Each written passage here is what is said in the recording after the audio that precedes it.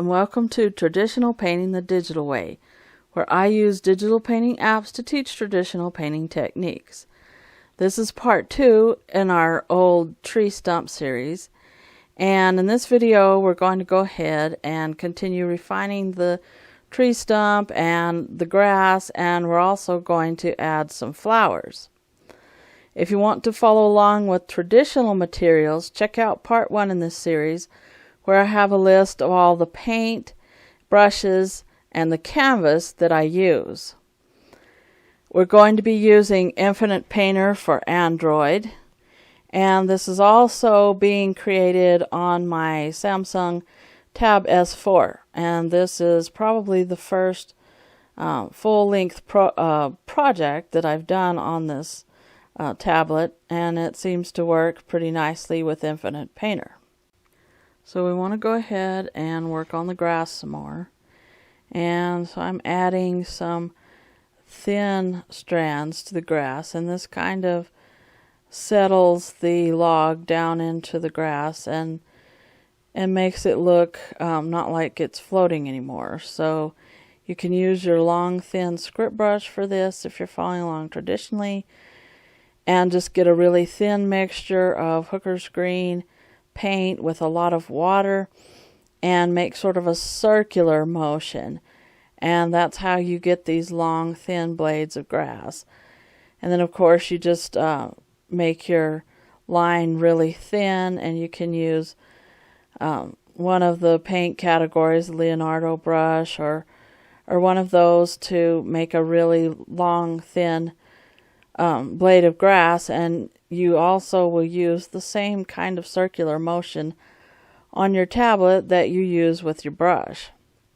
And here I'm using the old oil. I like it because it gives a kind of a streaky look, and I wanted to go ahead and try to get a little bit more of the bark-like texture on the old tree stump here, and so I'm just kind of working with that, and I decided to zoom in so I could see what I was doing. And then here I wanted to go ahead and start adding the flowers. So you want to go ahead and you can use your number 3 round if you're following along traditionally, and you can use the old paintbrush, the old oil or whatever it's called. I think it's old oil. Or you can use the Leonardo or the Vincent brush. But you're making little sort of like X shapes for these flowers, but not exactly an X shape, but you want to do the indication, paint the indication of flowers. We're not doing real big close-ups.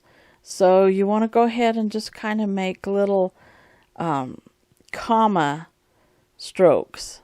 And I'm doing this in purple and white and yellow, and you just kind of want to put these all around sort of in clumps, but you want to kind of connect them in sort of in the clumps of the grass, and you don't want them to be all in a line. You want to make them irregular and uneven. You don't want them to look like they're just growing in a straight line, because these are wildflowers. And here I'm using the paint Splatter, I think it's the Dexter brush, in Infinite Painter. And if you're following along traditionally, take an old worn out toothbrush and thin your paint down with lots of water and just flick it in the grass parts. And you might want to cover up your tree trunk. It doesn't matter if there gets a little bit on the edges of it, because we want it to look like there's flowers. And so here I'm just using this technique all over the picture where there's grass or the edges of grass, and this just kind of gives the impression that there's little bitty flowers there. There's also maybe some other kinds of vegetation. And when you're making the big flowers, you want to put little dots. I used brown for the center on the yellow flowers, and a darker purple for the center on the purple flowers. and yellow for the white flowers. Now here I decided I didn't like that sticking out branch on my tree stump. I thought it detracted, so I went ahead and just painted it over with a clump of grass there, and that's what you do when you want to change your painting. You just go ahead and paint over it if you can. And so that's what I did. I put a clump of green grass there, and then I added some more flowers and just kind of painted out that sticking out branch because I thought that it detracted from the composition. So I put some yellow flowers there. I'm drawing in some little sprigs of grass right there, and just covering that up and making it look a little more aesthetically pleasing. And so this is the end of my O-Log Part 2 series. And if you want to see what I do next, go ahead and hit the subscribe button.